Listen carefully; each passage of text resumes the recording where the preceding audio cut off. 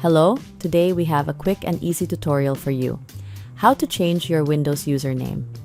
You can do this from the account setting page of Windows, so let's dive right in. To change your Windows username, start by clicking on the Start menu and selecting Settings.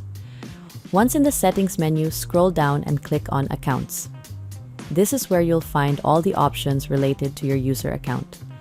In the Accounts section, choose the account for which you want to change the username. Now scroll down to the Your Info section.